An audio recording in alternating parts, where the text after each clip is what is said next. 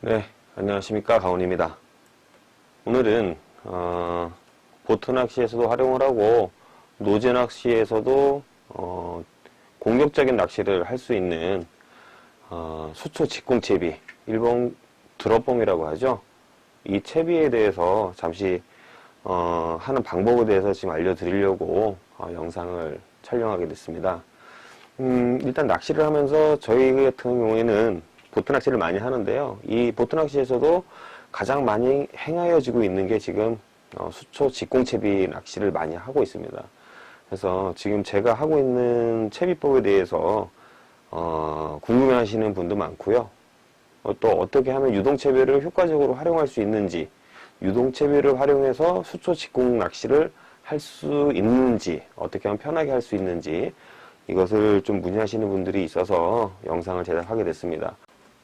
자, 우선은요, 저 같은 경우에는 지금 라인은 세미 프로팅 라인을 사용하고 있습니다. 자, 그래서 지금 저는 6호줄을 선호를 하고 있지만 이거는 3호줄서부터 6호줄 내외로 사용을 하시면 수초 직공채비 하시는데 아무 지장이 없습니다. 왜 이렇게 두꺼운 원줄을 쓰느냐고 하시는 분들이 있는데요. 이것은 제가 원줄이 꼭 두껍지 않아도, 가늘지 않아도 찌올림에 지장이 없는 이유는 다음에 제가 다시 채비를 하면서 설명해 드릴게요. 그때 다시 제가 업로드를 해드리는 걸로 하고요. 일단 채비 먼저 하는 방법을 설명해 드리겠습니다. 일단 이 채비 중에서 가장 먼저 해야 될 부분이 줄감기에 줄을 감아주는 건데요. 제가 이 두 가지를 준비했습니다. 지금 보시면 상당히 형태가 틀리고 재질도 틀려 보이는데, 근데 재질은 플라스틱 재질인 것 같아요. 근데 제가 왜 이런 말씀을 드리냐면, 지금 요렇게 생긴 것들은 약합니다.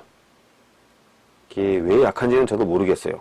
근데 요거를 원줄 같은 경우에 원줄을 이렇게 감지 않습니까? 예를 들어 이렇게 감아놓고 낚시를 해서 수초에 걸려서 당겨지는 힘이 가해지면, 수초에 걸리거나 장애물에 걸려서 이 부분이 이렇게 약해서 오므라들어요. 이렇게 오므라들면 감아져 있던 원줄이 부푸는 현상이라고 그러죠. 실로 원줄은 부푸진 않습니다. 하지만 부푸는 듯 한해서 이 실타래가 이게 빵이 커지면서 완전히 이 부풀면서 이 자체가 완전히 못쓰게끔 돼버려요. 또한 강하게 나무 같은 거나 간혹 그 수중에 있는 그 나무가 많잖아요. 그 나무에 바늘이 걸려서 당기다 보면 이렇게 생긴 것들은 이 가운데 플라스틱이 쪼개져 버립니다. 그래서 저도 수초 직공 낚시 채비를 많이 해가면서 늘 경험했던 건데, 고르고 고르는 끝에 요런 타입에 된 타입으로 이루어진 줄감개는 아무리 거친 환경에서도 파손되거나 줄어들질 않습니다. 그래서 요런 타입, 즉 그러니까 보면 일단 살이 많습니다. 살이 많죠. 자, 살이 많습니다. 기존의 것 아까 보여드렸던 건 살이 없어요. 원인은 버텨주는 살이 많을수록 강도는 강해진다라고 저는 생각을 했습니다. 그래서 요런 선택을 하실 때 이런 것도 유심히 보시면서 선택을 하시면 두 번, 얼마 되지는 않아요. 3개, 4개에 1,000원, 싸게 주는 900원도 하는데, 낚시하다가 파손이 되거나 그러면 상당히 짜증이 나거든요. 차라리 그럴 거 아니면 처음부터 아예 확실하게 준비를 해두시는 게 상당히 도움이 되실 거예요. 자, 그러면 일단 여기다 원줄을 먼저 감아야겠죠. 자, 원줄을 감는데 보통 몇 메다를 감을까요? 라고 물어보시는 분들이 상당히 많아요. 그래서 보통 저희가 수초시대를 누리면 1m권 정도, 1m 안쪽권을 많이 누리게 됩니다. 하지만 해마다 그 원줄이 상하고 손상이 되고 현장에서 채비가 끊겨 나가고 이런 거 생각을 한다면 보통 저 같은 경우에는 한 4m 정도를 감아 놓습니다. 자, 4m 정도를 감아 놓는데 일단 감아 놓으실 때 줄을 먼저 감아 놓는 것부터 설명을 해 드릴게요. 자, 일단 이 찌고무가 좀 먼저 필요해요. 자, 여기서 이 찌고무에 대해 설명해 드리면, 이 찌고무도 일반 평으로 된 실리콘 찌고무보다는 지금 보시면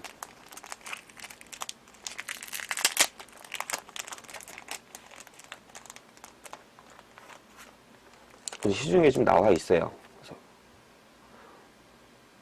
위에가 두텁죠?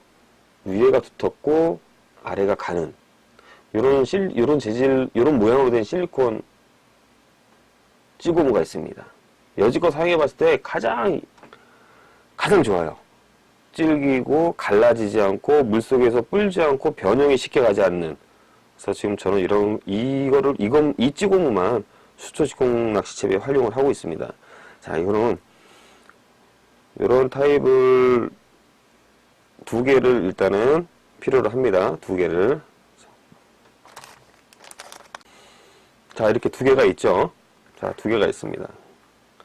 자, 먼저 상단에 찌고무를 하나 넣겠습니다. 찌고무를 하나 넣는데 보시면 두꺼운 부분과 가는 부분이 있죠. 두꺼운 부분에서 가는 쪽으로 줄을 넣어 주시고요. 자, 이게 왜 이렇게 되냐면 두꺼운 부분에는 이 줄감개가 들어가 줄 거예요. 자, 이런 식으로. 자, 이런 식으로 들어가면 반대로 넣게 되면 상당히 넣기가 힘들겠죠. 그래서 두꺼운 부분을 신축성이 좋으니까 넣어 주시고요. 자, 짜투리 줄은 넣고, 저 같은 경우에는 무매듭보다는 팔자고리 매듭을 합니다. 그래서 자, 일단 위에는 팔자고리 매듭을 해줄게요. 팔자고리 매듭은 다 하실 줄 아시죠? 어지간한 하신 분들은 다 할 줄 아시니까 다음에 현장에서 낚시를 할 때 기회가 되면 제가 말씀드리고요. 자, 이렇게 해서 당겨주고, 지금은 촬영이니까 그냥 당겼는데 항상 이 매듭 부분을 당기실 때는 약간의 침이라든지 물기를 살짝 묻혀서 어이구, 당겨주시면 됩니다. 이런 식으로 지금 고리가 너무 작은데, 자, 채비를 할 때는 항상 촬영에 도움이 되고자 지금 이렇게 매듭을 일단 만들어서 형태를 만들어 놨습니다. 자, 그리고 처음에 세팅을 하실 때는 항상 이 매듭 끝부분과 찌고무까지의 거리를 한 10cm 미만을 두시는 게 좋아요. 그래야 이렇게 해놔야지만 총 길이가 한 10cm 정도 되겠죠? 자, 10cm. 자, 왜 이렇게 10cm를 두게 되냐면, 여기서 되게 아셔야 될 부분이, 낚싯대 초리끝이 여기서 걸리게 됩니다. 낚싯대 초리끝이 이해를 돕기 위해서 말씀드릴게요. 자, 이렇게 하면, 초리대에 너무 가깝게 되면, 챔질할 때, 초리대에 순간적인 줄이 감겨있는 이 줄감기 무게가 초리대 끝부분에 그대로 전달이 되게 돼요. 전달이 바로 되다 보면, 이 초리대 끝이 그대로 순간적인 카본 성질이기 때문에 순간적인 챔질과 힘의 전달에 의해서 그대로 순간적으로 탁 하고 부러져 나가는 수가 상당히 많이 있습니다. 그런 경우 저도 경험을 했고요. 그래서 가장 적정 수준의 길을 찾다 보니까 한 10cm 정도를 10cm 정도가 가장 적당하다는 걸 경험상에서 느꼈고요. 만약에 이게 더 길게 되면 어떤 현상이 나오냐면, 이 수초 장애물이 있는 곳에서 채비가 정렬이 되고 이 줄감개가 물속에 들어가게 되면 주변 수초를 다 감고 들어갑니다. 바람이 처음에 들어갈 때는 안 감고 들어가는데 자리를 잡고 있다 보면 왔다 갔다 바람이 불고 아니면 보트가 왔다 갔다 하면서 이 줄감개가 수초를 감게 돼요. 자, 그렇게 됐을 때 챔질하게 되면, 입질로 챔질하게 되면은 운이 좋으면 그대로 수초까지 뽑아서 올려 나오겠지만 거의 90%가 수초에 감긴 거에 의해서 데미지는 초리대에 가서 바로 데미지가 입게 됩니다. 그걸 방지하기 위해서 최소한 고리 처음부터 할게요. 고리 처음부터 찌고무까지 10cm 정도 요 길이는 꼭 유지를 해주시기 바랍니다. 그래야 초리대도 안전하게 보호할 수 있고요. 그리고 채비 정렬에 의해서 깔끔한 입질도 유도할 수가 있습니다. 늘어져 있거나 그러면 이 무게 때문에 찌가 올라와서 옆으로 기운다든지, 곧장 정확하게 올라오지 않고 옆으로 기어 올라온다든지 이런 현상이 상당히 많게 돼요. 그래서 항상 이 부분은 10cm 간격을 그대로 지켜주시는 게 직공채비에서는 초리대 부분도 안전하고 내가 채비 정렬에 있어서도 상당히 안정적인 채비 정렬을 유도할 수 있다는 것을 제가 말씀을 드립니다. 이건 제가 경험을 해보니까 상당히 답이 나오는 것 같더라고요. 그래서 여러분들한테 같이 공유하고자 지금 팁을 드리는 거니까 한번 수소 직공 채비를 하실 때 활용해 보시기 바랍니다. 자, 일단 줄 타래에서 4m 원줄을 제가 감습니다.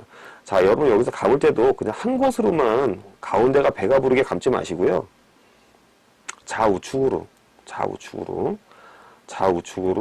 고루고루 감길 수 있게 조금만 신경 써주시면 됩니다. 고루고루 감길 수 있게 해주시면 잘 되세요. 자, 이렇게 이해를 돕기 위해서 자, 다 감았습니다. 자, 여기도 보면 또 줄이 너덜너덜하니 고정을 시켜줄 부분이 필요하죠. 자, 찌고무 역시 안쪽에 걸려야 될 부분은 두꺼운 면이 들어가 줍니다. 자, 두꺼운 면이 걸려서 꼽아주게 되죠. 당겨줍니다. 자, 그럼 칩이 완성이 됐습니다. 일단 좀, 자, 이것을 하실 때 보시면 왜 이렇게 안 했냐? 관계없습니다. 이거 제 스타일이에요. 뭐 그냥 바란스 잡는다고 할까요? 그냥 제 스타일. 저는 이런 스타일로 씁니다. 이렇게 뭐 안쪽에 갔던 일자로 가든 대각선으로 가든 그건 여러분들이 편하신 대로 하시면 되세요. 자, 그럼 열줄 끝났습니다. 자, 여기서 여러분들이 하나 궁금해하시는 부분이 있어요. 이 줄감게 보면 줄을 걸 수 있는 모서리가 있는데 왜 홈이 있는데 그쪽에 안 거냐 이렇게 또 말씀하시는 분들이 있어요. 자, 제가 보여드릴게요. 딱 하면 걸립니다. 걸리면 돼요. 자, 이렇게 걸리면 뭐가 문제냐면 원줄이 이렇게 늘어져서 풀어질 때가 있어요. 백발백중 풀어집니다, 이거.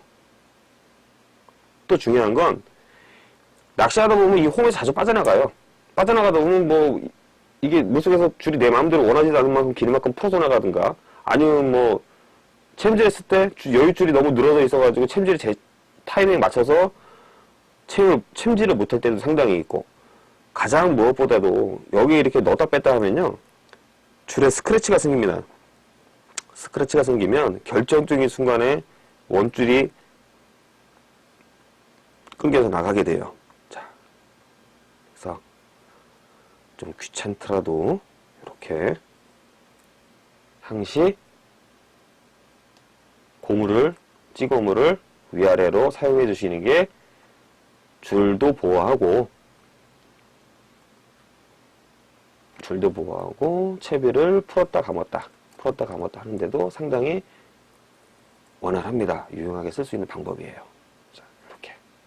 자, 보셨죠? 자, 이렇게 하신 다음에, 자, 그 다음에 여러분들에게 또 이제 또 해드려야 될 부분이, 자, 그 다음에는 이제 유동 채비를 할 수 있는 순서를 이제 제가 보여드릴 건데요. 자, 그 다음에는 해야 될 게, 찌 스토파. 그죠? 찌 멈춤 고무를 수심을 제어해 줄 수 있는 멈춤 고무를 일단 설치를 끼워 보겠습니다.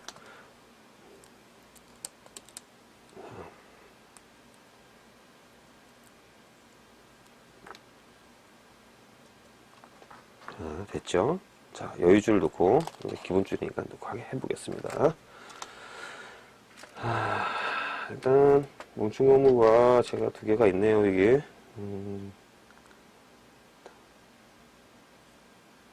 저는 이게 원줄이 6호니까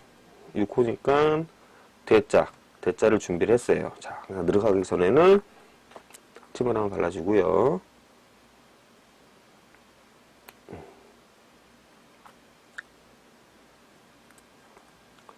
하나. 자, 저 같은 경우에는 위에는 보통 두 개씩도 껴주시는 분들이 있어요. 대부분 그렇게 하시죠? 근데 저는 하나만 꽂겠습니다. 저는 하나만 꽂는 스타일이거든요. 뭐 굳이 두 개를 꽂아봐야 찌가 오르락내리락 할 일이 없더라고요. 스토퍼만 정확히 맞춰 끼면 큰 문제가 없습니다. 자, 그 다음에 반달구슬을 꽂을 거예요. 자, 반달구슬 여기 있죠? 반달구슬. 자, 반달구슬은 어떤 역할을 하는지는 채비를 완성한 다음에 제가 말씀드릴게요. 자, 반달 구슬은 넓은 면이 아래쪽으로 가게 해서 껴줍니다. 넓은 면이 아래쪽. 자, 그럼 지금 현재 이렇게 됐죠? 자, 이런 식으로 됩니다. 이런 식으로 되고요. 그 다음에, 유동 찌고무를 꽂는데, 보시면, 잘 보실는지 모르겠다. 구멍이, 한쪽은 넓고요. 한쪽은 좁습니다.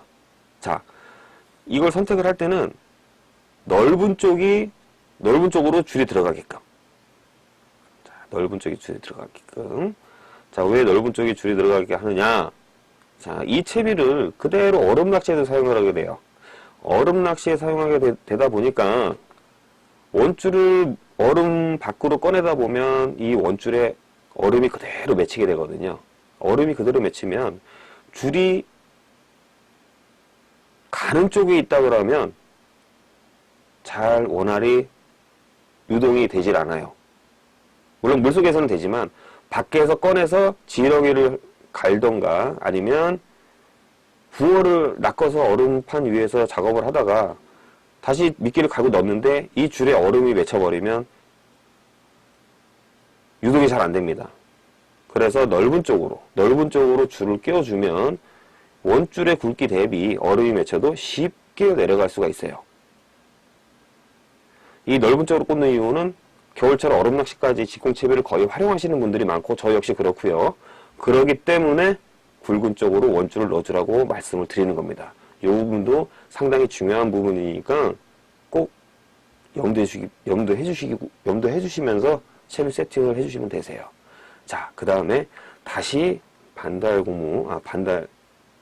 구슬이죠. 반달 구슬을 꽂아서 이번엔 반대로 넓은 쪽이 위로 가게 해서 하나 채워주시고요.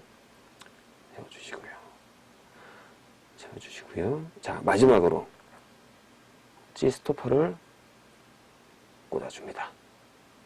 자, 스토퍼를 채워주는데 밑부분에는 두 개를 채우겠어요. 챔질을 할 때 강한 챔질을 해서 밑으로 많이 밀리는 경우가 좀 있죠. 그거를 약간은 감소시켜주기 위해서 두 개를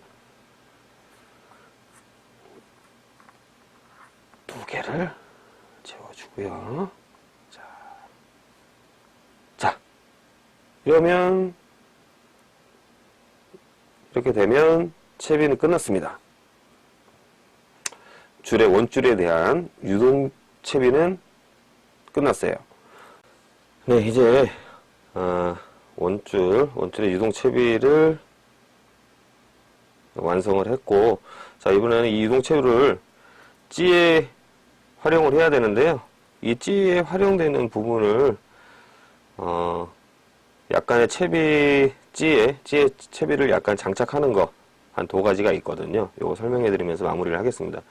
일단 찌를 요새 보면 이렇게 찌에 보면 옷구슬이 달려 나와요. 이 옷구슬이 왜 달려 나오냐면 직공채비를 할 때 현장에서 바로 직공채비를 운영할 때 이 부분에 팔자고리를 껴서 원줄을 관통을 시켜서 직공채비를 바로 활용하게끔 좀 이렇게 옷구슬이 돼서 나오는데요. 저는 개인적으로 이 옷구슬을 별로 좋아하지 않습니다. 왜 그러냐면 일단 이 팔자고리를 꽂고 뺄 때 찌 도색 부분이라든지 이 찌 어깨 부분, 찌 몸통 위 어깨라고 하죠. 이 찌 어깨 부분에 상당히 데미지를 입어요. 수초 같은 데서 물론 손으로 넣었다 뺐다 할 때보다는 낚시를 하면서 수초에 걸렸을 때 몇 번 탁탁 여러 번 강하게 챔질을 하거나 장애물에서 채비를 회수하려고 할 때 엄청난 힘이 가해지게 됩니다. 그러다 보면 도색이 벗겨지든지, 도색은 무조건 100% 벗겨지고요. 이 몸통에서 무조건 크랙이 갑니다. 보이지 않는 크랙이 점점 피로도를 입다 보면 나중에는 갈라지게 돼 있어요. 자, 그럼 상당히 여러분들 요새 찌가 상당히 고가죠? 그래서 보통 만원 이하도 있고, 비싸게는 2만원, 25,000원, 상당히 천정부지로 지금 가격이 비싼 찌들도 많은데요. 일단, 소모품이라고 생각하기보다는 요새는 찌도 하나의 애장품이 되고 있어요. 그래서 그 찌를 보호하는 방법을 제가 경험을 통해서 있는 방법을 한번 알려드리려고 지금 준비를 했습니다. 자, 일단 저는 이 옥구슬을 없애겠습니다. 자, 그렇죠? 케미 고무를 빼고 옥구슬을 뺍니다. 자, 뺐죠? 자, 뺐습니다. 자, 그 다음에 아까 유동할 때 있었던 유동 요 양쪽에 요 서포트 고무라고 했죠? 이동. 자, 이걸 활용할 건데요. 보시면 반을 나눌 수가 있어요. 자, 이 부분을 깔끔하게 나눠주겠습니다. 자, 이렇게 되면 두 개로 나누어졌죠. 자, 찌탑 두께에 이 어깨 두께, 끝부분의 두께에 따라서 선택을 하시면 돼요. 하나는 구멍이 좁고 하나는 구멍이 넓어요. 저 같은 경우는 지금 요 파이 대략 한 1.5파이 정도 되는 것 같은데요. 요 부분에 작은 걸 이용해서 껴주겠습니다. 자, 이렇게 해서 찌 어깨까지 충분히 내려주시고요. 다시 케미 고무를 다시 껴주고, 이 부분은 본드를 칠하셔도 되고 안 하셔도 돼요. 거친 환경에서 사용할 수 있는 부분이니까 본드를 칠하는 게 낫죠. 저 같은 경우는 지금 약간 본드 칠을 생략을 했고요. 자, 이 상태에서 어떻게 팔자고리를 끼느냐 의아하시는 분이 있는데요. 충분히 들어갑니다. 자, 여기서 지그시 이 파이가 넓기 때문에 힘으로 넣으면 잘 안 들어가요. 자, 그러면 어떻게 넣느냐? 지그시 위에서 내려주는 식으로 하면 들어가게 돼 있죠. 잘 들어가죠. 자, 여기서 마무리만 해주시면 되세요. 자, 이렇게 되면 옥구슬 간에 아니면 그 간격, 조그만 미리수의 간격 따라서 노는 현상도 없고요. 노 찌탑의 변화도 줄여줄 수가 있어요. 자, 이렇게 되면 원줄에 걸어서 줄을 당겨지더라도, 수초에 걸려서 당겨지더라도 찌탑과 찌 도색 부분과 어깨분에 만나는 부분, 크랙을 방지할 수가 있죠. 상당히 도움이 됩니다. 제가 이렇게 해서 지금 사용을 하고 있는데요. 수년째 사용을 하고 있는데 찌가 파손되는 경우는 이 부분은 없어요. 이거 하기 전에는 상당히 파손이 이 부분에서 많이 일어났고, 크랙이 가서 찌가 무릎을 먹고 엄청난 그 손실을 많이 봤는데, 제 나름대로 이렇게 해서 사용을 하게 되니까 상당히 찌가 오래 갑니다. 특별한 경우가 아닌 이상 오래 가요. 자, 요건 상당히 중요한 팁을 하나 제가 일러드린 거는 고급진 정보입니다. 이거는 고급진 팁이에요. 요 부분은 한 번이 아니라 계속적으로 사용하시면 여러분도 주머니 사정에 도움이 되실 거예요. 자, 그럼 여기서 이제 찌를 장착을 해보겠습니다. 찌가 좀 상당히 기니까 좀 원줄을 풀고요. 자, 이 상태에서 현장에 가셔서, 자, 줄이 들어가 있지 않는 반대쪽에 찌 다리를 꽂아주시고, 찌 다리를 꽂아주세요. 자, 뭐든지 좀 침을 묻혀야 되는데, 자, 꽂아주시고, 자, 아까 보셨듯이 팔자고리 보이시죠? 이 팔자고리에 그냥 원줄을 걸어주시면 되세요. 자, 걸어주시면 칩이 완성이 됐죠. 자, 이런 식으로 잘 보이시는가 모르겠네요. 자, 이렇게 되면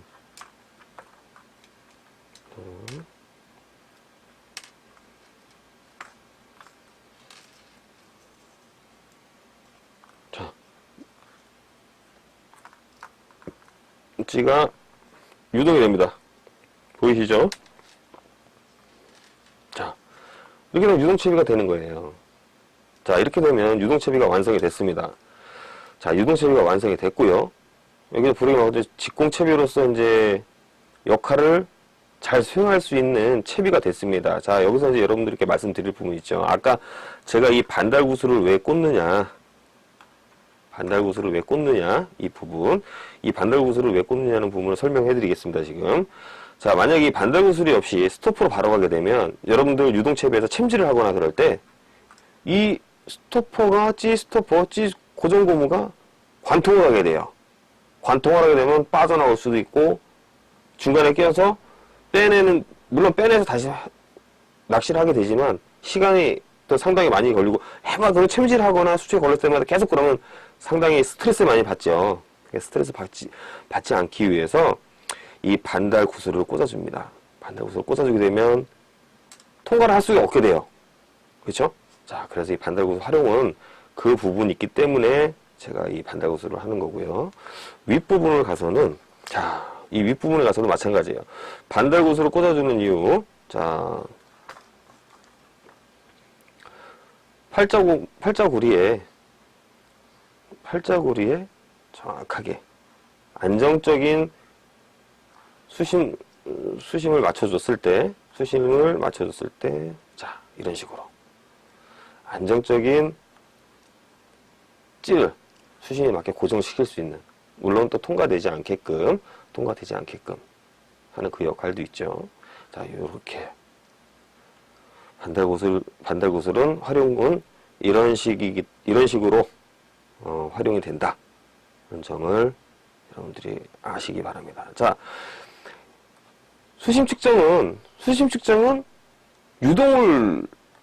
유동이기 때문에, 자, 찌는 유동이기 때문에, 위에 있는 스토퍼 가지고만 수심을 오르락 내리락 해주면 됩니다.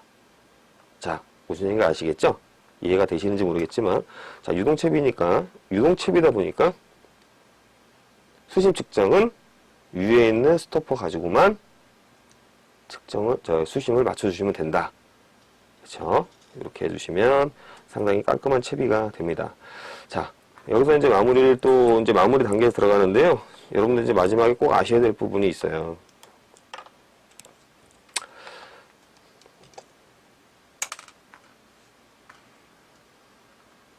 예를 들어, 수심이 지금 한목에 맞았어요.